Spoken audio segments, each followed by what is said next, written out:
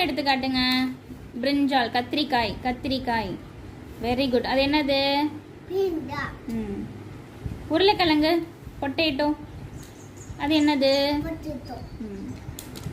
தக்காளி, டொமேட்டோ எடுங்க. அது என்னது?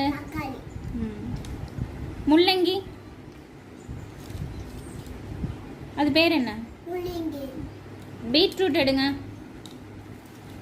இது என்னதுடி? என்னது? லேடிஸ் ஃபிங்கர் எங்க? அது பேர் என்ன? வெண்டைக்காய்.